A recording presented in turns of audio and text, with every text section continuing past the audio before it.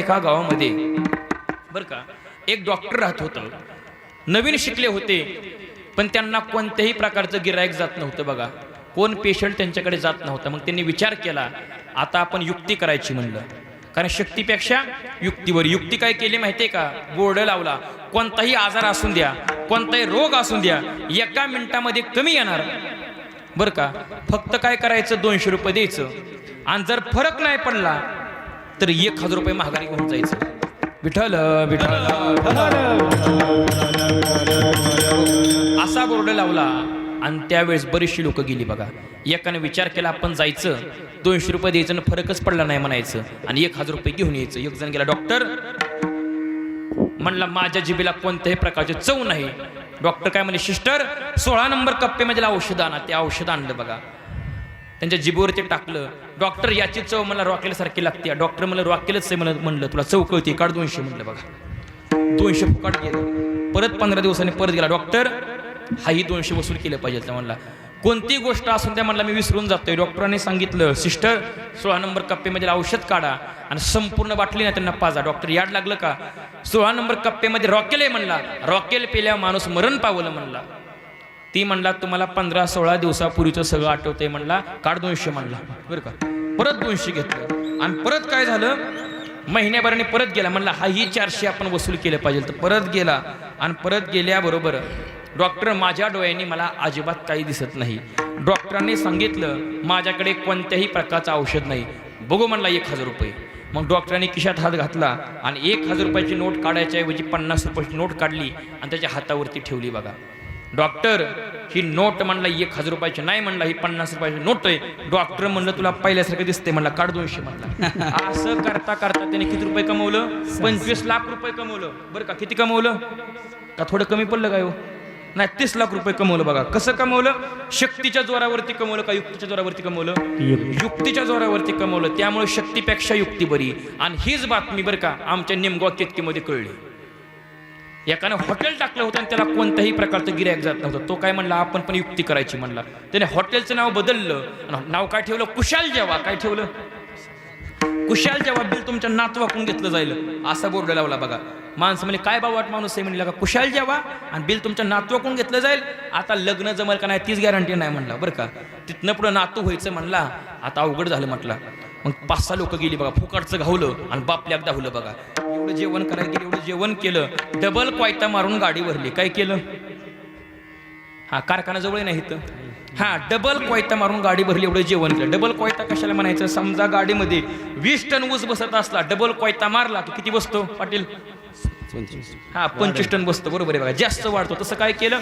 फुकाटचं गावलं बापल्या धावलं म्हणल्यावर एवढं जेवण केलं एवढं जेवण केलं. डबल कोयता मारून गाडी भरली आणि बाहेर पडणार तेवढ्यात वेटर म्हणला 2000 रुपये बिल भरा. माणसं म्हणजे अजिबात भरणार नाही म्हटले. का? बोर्ड काय लावलंय? कुशाल जेव्हा बिल तुमच्या नातवाकडून घेतलं जाईल. आमच्या नातूकडून बिल घ्यायचं आमच्याकडून घ्यायचं नाही. वेटर म्हणला ही तुम्ही जेवल्याला बिल नाही म्हणला. ही तुम्ही जेवल्याला बिल नाही म्हणला. तुमचं आज जेवून गेलं त्याचं बिल आहे म्हणला. लवकरात लवकर बिल द्या म्हणला नाहीतर हिथं तुम्हाला मार खावा लागेल म्हणला. असं म्हणता म्हणता ते आमच्या नेमगावच्या माणसाने 40 लाख रुपये कमवलं. कसं कमवलं? शक्तीच्या जोरावरती कमवलं का युक्तीच्या जोरावरती कमवलं? युक्तीच्या जोरावरती कमवलं. त्यामुळे शक्तीपेक्षा युक्ती बरी. विठ्ठल जुन्या काळामध्ये कालिदास नावाचे महान कवी होते. त्यांना हरवायसाठी अनेक राज्यामधून लोक यायची. एक मनुष्य त्यांना हरवाय आला बरं का.